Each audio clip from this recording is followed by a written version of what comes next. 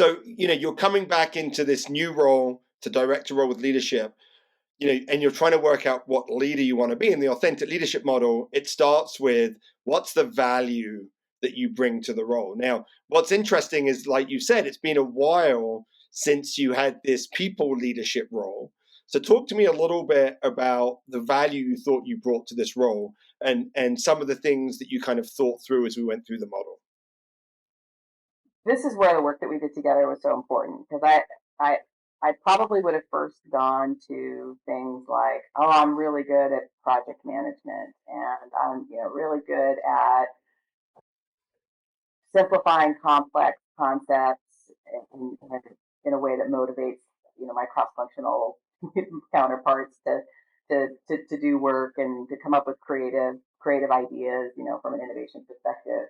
And that had been a lot of the value that I had been able to bring earlier in my career, but that was not the value that was needed of me and the value that I was the important value I needed to bring into my new role.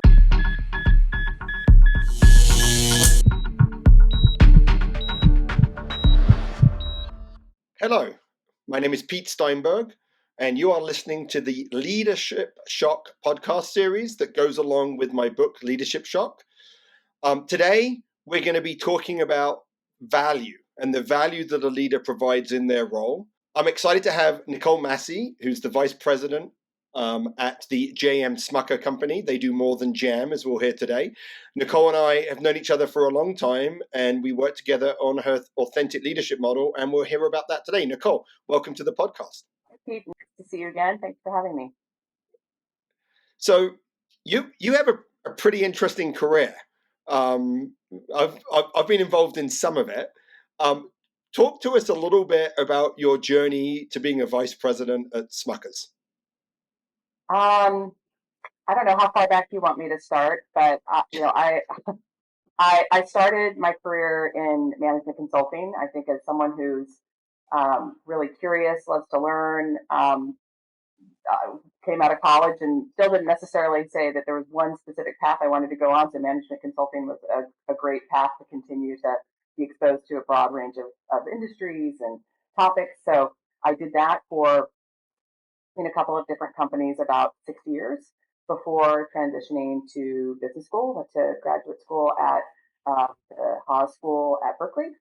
And while I was there, through my consulting work, I had a lot of exposure to marketing and brands, and went back to school with the clear intention of wanting to move from telling other people what to do with their brands and businesses to more directly kind of being in charge of running brands and running businesses. So that was my goal. In going back to business school, I was able to use that to transition into brand management. I started then in brand management at the Del Monte Foods Company, working in the exciting world of canned fruits and vegetables, and fundamentally have not changed jobs since then. That was over 20 years ago. And because I started in brand management at Del Monte in their fruit business, I moved to the pet side of the business when they brought that to San Francisco. So I was able to move into the pet side of the business.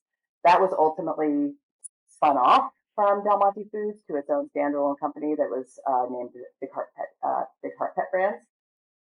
And Big Heart Pet was ultimately acquired by Smuckers about 9 years ago. So haven't fundamentally changed companies over a long period of time, but have been exposed to a lot of different roles, a lot of different company cultures, and a lot of different brands during that time period. So you've been in sort of brand management for 20 years. But your job has changed, and we've worked a number of times through those different transitions. Can you talk about maybe what was the biggest jump, the thing that was it going from a brand manager to a senior brand manager? Was it going from becoming a director, becoming a VP?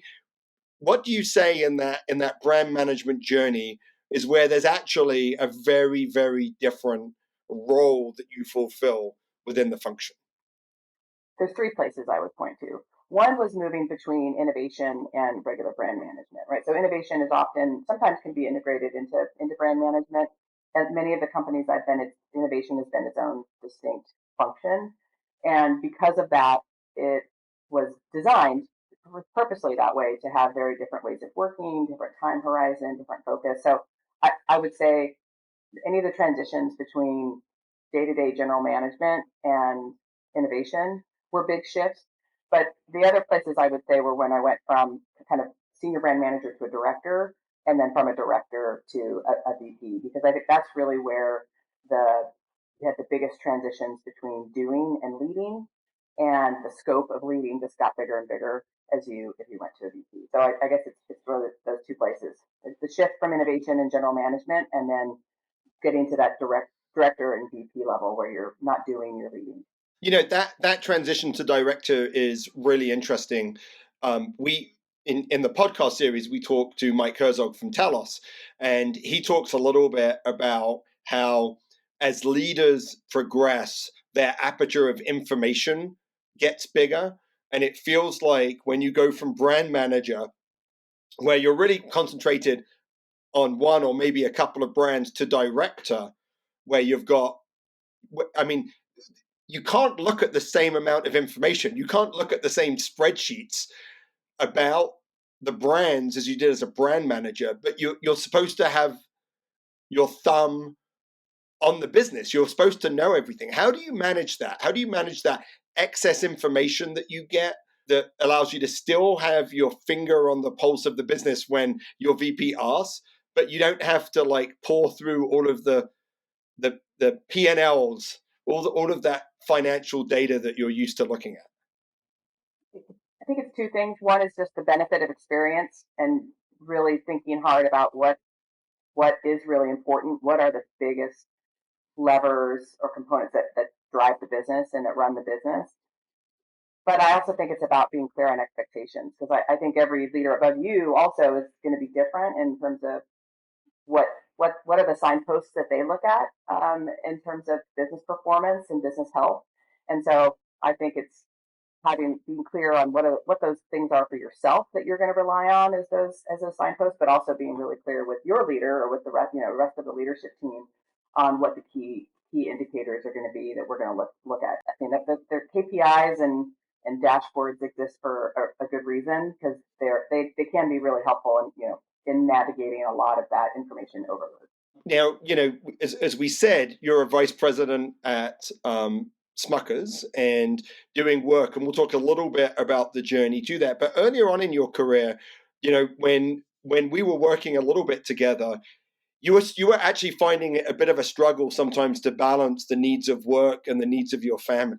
And you made, I think, some pretty brave choices around what you were going to do, which I think is something that, in Leadership Shock, we talk a lot about the business, but actually you can be in leadership shock because of the things that are going on around you, your family, the commitments that you feel. Talk a little bit about that moment in your life and the choices that you made. Sure, I'll give a little bit just of background first. Not too long after that leap to director, my first move into director, I also had two young children by that point in time. They were probably 3 and 5, maybe around there, and I was reflecting before our conversation that I think that in the bucket of work-life balance, there have always been sort of these two prongs that I've had to manage. One is around the scope of the role, right? And what's the nature of the role, the scope of the role, the expectations of the role. And then what is my expectations of myself, and how am I emotionally managing my own expectations for myself as a parent and as an employee. And the kind of my ability to influence and kind of uh, balance those, or kind of make progress on those, kind of was different at different points in life and in different places. I think this first big change that I had to make very early in my time actually working with you as a coach, and I think kind of working on the me prong, takes longer, right? It would took more work. And so the scope of the work prong was the one that I was able to influence and change the most. And so I made the decision to step back. One, to take a leave of absence, because I really was, my tank was at zero. and so needed to take a little bit of space to really understand where I was at in my career, what I wanted to do. I was very happy with the company I was at. I did want to keep working, um, and I was able to work to find a path that allowed me to step down into a different role. But as part of that, I had to step down a level from director back down to sort of a senior manager role. I remember talking to you back then that it was the first. It felt like the first time you'd kind of got off the sprint to executive, right? It was sort of like, the goal was to be a VP and to work your way up the career, and that it took you some time to be okay not being on that sprint, right? Because it'd been something you'd done for, I mean, I guess 15 years by that point, like if you start back in your management consulting days. Was there anything that you learned in that process that has kind of stayed with you as you've gone back onto that career path? Well, first of all, it did not start in my management consulting days. That started pretty much in like kindergarten, right? So from that path that I was on and that drive to succeed uh, was very much innate from a very early age. Okay. And So even harder for you to not do it well, for a while, right? I think, but I think that was part of the process. Then was sort of recognizing um, there were recognizing, who I was, what motivated me, and but also really reflecting on what my values were, and trying to take a kind of a bigger picture, longer picture kind of view, and recognizing that just.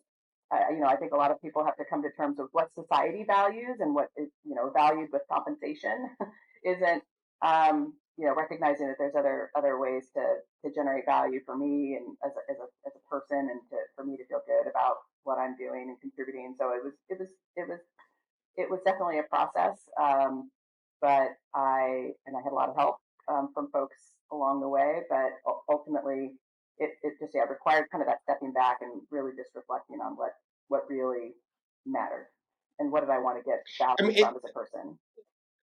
and it sounds like that it was the first time that you had stopped and was started being really intentional about what you wanted to do, both with work and family, right? And I think if you look at sort of your career after that, where you found this support, I mean, I I don't know that it was as strong as this, but you knew exactly the amount that you could give to your company, and and you searched out opportunities that allowed you to advance while giving that amount, right? So it was Yes, about finding leadership. yes. Um, so, so can you talk to us about what it was like? When someone comes to you and they're like, "Oh, Nicole, you're talented. We want to give you this role," and your response is, "Sure, but I'm going to be really good, but I'm actually not going to like meet sort of maybe outwardly what you think the role might take in terms of commitment in the office, those sorts of things." Were those difficult conversations with leaders, or did you find them to be easy because you were just very clear about what you wanted? That I didn't have a problem having the conversation because I got very clear on kind of this is what I can do, this is what my priorities are. The harder part was finding the leaders who were receptive to being open to doing things differently. And I had even before I really wanted to had this big shift change as a director. Um, when after I had my first child, I came back and said, I'm really interested. Actually, I think it was after I had my second child. I was talking with my manager about coming back from leave and said, I'd love to have a role where there's maybe a little bit more flexibility, even if work from home a little bit, not necessarily going to 4 days a week, but just, and a wonderful brand director. I mean, someone who had his own family, valued family, really great guy, very supportive. Um, but his response was, well, I don't know though that we can really accommodate that in the role of a general brand management role, which is what I was in at the time. And another leader at the company who was leading innovation at the time heard that I had said, "Hey, I'd like to come back and with a little bit more flexibility." Um, Raised his hand and said, "I will absolutely, I will take Nicole. I would love to have her on my team, and I can absolutely accommodate what she's asking for." And so that is another incredibly pivotal moment in my career. And I had to raise my hand and ask, but I give that leader a whole lot of credit for um, recognizing that I was a strong talent, and that he felt that there were going to be ways that we could accommodate the work to make it happen. So having the conversation is hard, and being clear about what you want is hard, but it takes another leader who's also kind of open to doing things differently. I mean, it's just a great example that we tend to have these false fantasies when we think, oh, I'm going to go talk to my boss about like something I've got to deal with away from work, and they're not going to understand. But actually, if you're strong enough to put your hand up, I mean, the worst thing that would have happened in your situation is they'd have said no, right? They're not going to fire you for it, and then the choice becomes yours about whether you want to continue doing that. So I think it's a great example about how people have a lot more agency than they think they do. And this is pretty early on in your career, right? It's not like you're an executive leader here. Like, you're a brand manager, and it's great that you had the support. Talk a little bit about the next time we worked together, and you were about to go into a transition into a director role, and uh, you reached out because you wanted to chat to me about it. Talk to me a little bit about where you were in this career path, and what was leading you to ask for some help. Yeah, the biggest change was I was already a director, but I'd been in a director role as an individual contributor for a number of years. Because again, I'd sought out a role as an individual contributor, gave me more flexibility. I could work remotely. Um, but I was transitioning into a new role, where I was leading a team again. This was going to be the first time in a long time when I was back in a role of leadership, like a director level role, and leading a team. And the last time I had been in that position is when I had had a really hard time managing the demands of my role with the demands of my other role at home. And I think this is really where the me part of the work, right, then came in into play. I was the role I was able still to do remotely, but I think what was really important at that moment of transition was how I was going to manage both my own expectations, my own emotions, my own approach to that role, and so that's where the work that we did was really helpful. So you're coming back into this new role, to director role with leadership, and you're trying to work out what leader you want to be. In the authentic leadership model, it starts with what's the value that you bring to the role. Now, what's interesting is, like you said, it's been a while since you had this people leadership role. So talk to me a little bit about the value you thought you brought to this role, and some of the things that you kind of thought through as we went through the model. This is where the work that we did together was so important because I I probably would have first gone to things like, oh, I'm really good at project management, and I'm really good at simplifying complex concepts in a way that motivates my cross-functional counterparts to do work and to come up with creative ideas, from an innovation perspective. And that had been a lot of the value that I had been able to bring earlier in my career, but that was not the value that was needed of me, and the value that I was the important value I needed to bring into my new role. So um, the value in my new role was to some degree sort of the expertise and the process and the approach to innovation, but more in a way that how can I help other people understand the right level of expectations to set and approach to doing things. How can I help set the right objectives and and priorities that the team is going after? And so that was thinking about sort of the innovation work differently and the value I could bring there. And then the value that I could bring to support my team in the context of the broader organization. So being able to take some of those maybe influencing skills that I envision skills that I would have used in the past in a more project management doing kind of way and translate those more to an influencing within the organization, getting resources for my team, making sure that the broader organization had the right level of focus and prioritization on what we were doing. So I think the work that we did was help me translate. It's fundamentally the same skill sets, right? It's the same skills and competencies maybe that are me, but how to take them from again what a doer might do into more of a in a leader kind of context. Yeah, I mean, I think that's really interesting because what you did, Nicole, is that you were proactive. You were like, I know this transition is going to be hard, so I want to proactively prepare for it. Often, as an executive coach, I come in when someone has come into their new role, has not thought carefully about the value and the strengths that they bring, and are just applying. And you can imagine that in your role, if you just brought that doer mentality, it would have not been good. And so I think that transition. So one bit of the transition that we haven't talked about that I think would be interesting is you went from pre-COVID a remote worker, right? I mean, fundamentally, you were out of the office, you were working from home. Not many other people were doing that. To leading a team that was on site at HQ in Ohio. What was like? I mean, it must have been a little different having to go to the office, like thinking about how you leverage your time in the office.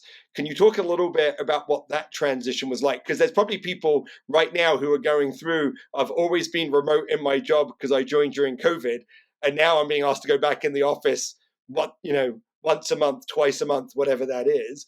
What did you learn in that transition that was impactful for you?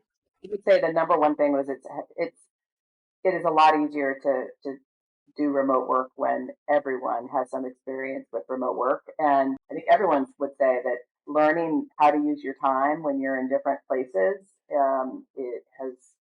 there's been a learning curve for that, but that it's incredibly powerful once you really kind of figure out, oh yeah, no, this is what I need to be doing when I'm in the office.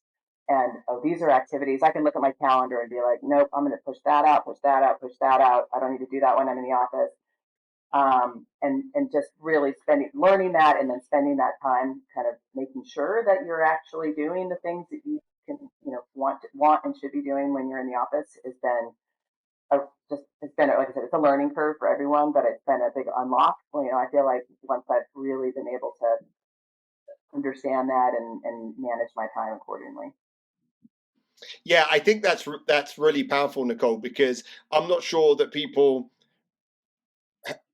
recognize that the time that you have in the office is precious, right? And like what you don't want to do is go to the office and spend your day on Teams call with people that aren't in the office, right? The time in the office is to be face to face, is to connect with your team, to connect with your peers, connect with leadership, and to be intentional about that. And I love that idea of sort of going through the week when you're in the office and being like, don't need to do that, don't need to do that. I mean, that's what I would call really good calendar hygiene, right? You're keeping your calendar clean that week if there are things that you don't need to do. So I think that's fascinating. You recently went on another big leadership transition where you moved to the VP of marketing at Smuckers. So another big step. You're still based in San Francisco. The office is still in Ohio. Talk to us a little bit about that transition and maybe how some of the work that we did together may have helped you as you went through that next big step in your career. Yeah. uh, when this VP of marketing role opened up, I raised my hand to the general manager and said, "Hey, this is I'm very interested in this role. I think I could be a strong contributor, but these are the limitations. These are the guardrails that I have with my life. Right? I could be there once a month, not twice a month. And would you consider that? Does it make sense for me to submit for the role?" So again, the leader's credit, she said, absolutely, let's have the conversations, and let's see where the process takes us. So I wanted to start there because we spoke about it earlier, but I just think raising your hand to advocate for what is right for you from a work perspective is so important. So started the conversation, and ultimately got the role. And in, the work that we had done with the previous transition, so when I had moved into a director role, managing a team of people remotely, was my transition to a VP would not have been nearly as successful if we hadn't done that work previously, because a lot of it was more the me work, right? It was this was um, putting that intentionality into what were the things that I could bring to the role, and what were the things I really wanted to accomplish, and then kind of freeing myself from the things that were less important, and getting, kind of having setting the right expectations for myself about where I could provide value and what I wanted to do in the role. And so having gone through that process helped me manage my personal stress much better.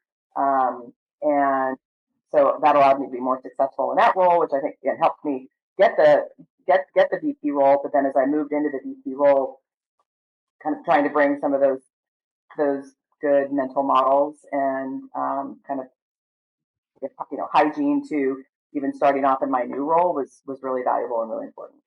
And what was interesting was I actually looked back at my PLM and said, okay, how am I going to update my PLM as I move into this new role?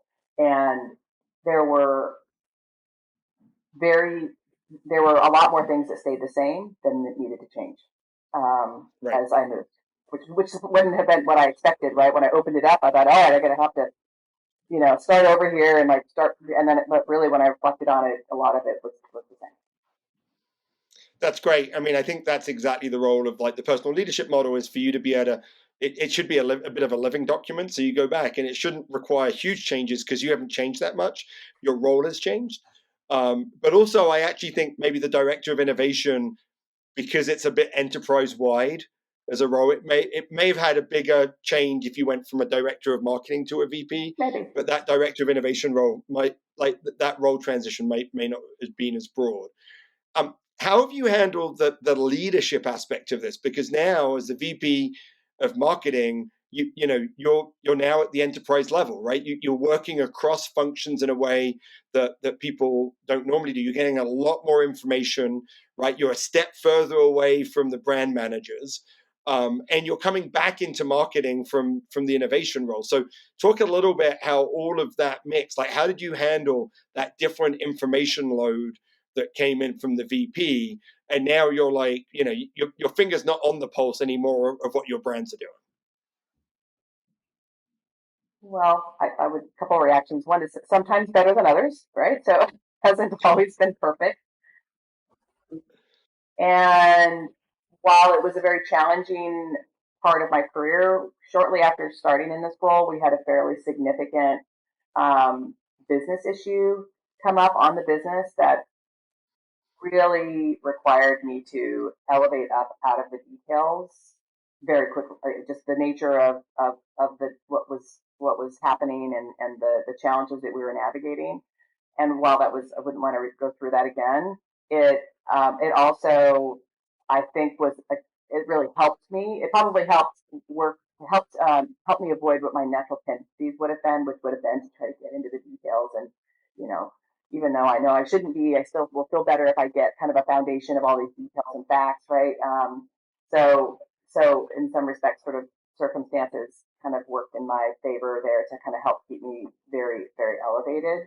And I think it showed me that I was able to very successfully, kind of transition into this role, um, and stay at the right altitude um, during that process. It probably early on left your directors to get after their job, right? Yeah. So very early on, it's like you've got to be like, guys, I've got to deal with this. You guys need to run the business, and that just set the expectation. So when that crisis was over, they were running the business, right? And so it gave you and them the opportunity to really set your roles, which is often a big challenge when you move in that transition.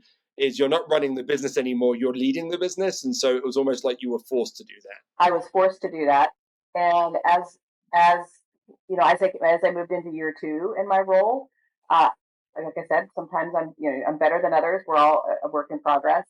I think I have dipped too deep back into the business because I have like more capacity to do it now, and I'm drawn to the to the details. But so again, I've been a process of like, yep, nope, that's I'm too deep there. I need to be elevating up more, trusting my team more. It's always getting better, but that has been really important, was just learning where to trust my team and um, help help them elevate as well up out of it. I got to make room for them to be able to kind of elevate up as well.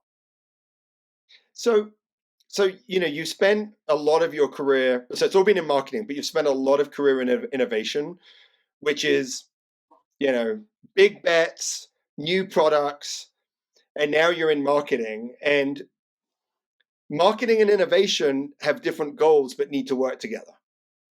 So now you're on the other side and you're on the marketing side. Do you view the innovation folks with sympathy, empathy, partnership? Do you feel like your innovation experience gives you a better opportunity as a VP of marketing to drive growth through innovation? It does, but almost in the same way that I think mothers are really hard on daughters and fathers are really hard on sons, right? I think the innovation team would say also that my expectations of them are, or my, I think the innovation team would just say I have a very high standard, and my Right, ability to let them, that is probably the place I have the hardest time kind of letting them really trusting them. Trust is the wrong word, but letting them just run without my right. input, because it's fun. It's what I'm drawn to. I have a lot of passion for it, and so I do think having, and actually in my role now, I actually own both. I have the general brand manager and innovation both report into me, which is not always the case, and so Right. I do have both of them now, which I think does give me kind of that unique opportunity to think about how can I um, them help them work together to drive growth. Hopefully, none of them will watch this podcast, because I'll say I also know how to how to get them to help each other, how to get them to what's the word I would say, push each other, right? Not just push, so the pushing's not coming from me, but how do I get them to kind of Right. together challenge and kind of push and pull each other to kind of drive each other's thinking forward more in the context of innovation and brand strategy, because I think they have both have so much to bring, and sometimes innovation can help inspire good brand strategy. As much as brand strategy is important for innovation, really good, bright innovation ideas can also help shape brand strategy. Yeah, and I would say that leaders that have particular expertise or experience, even if they're senior leaders, if it's valuable for the business for you to engage in areas that you have particular expertise, you should do it. Even if sort of like the business school model says no, no, no.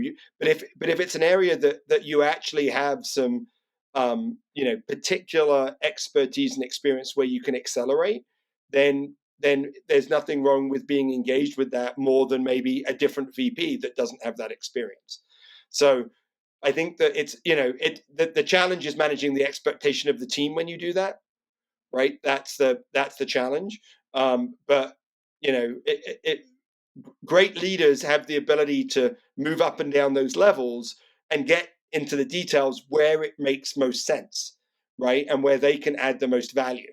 And I think that you were careful about not using the word trust. You're like, it's not I don't trust them, right? But what I think I'm hearing is that you can help them, right? It's sort of like, so I'm here to help you and support you, and that's okay.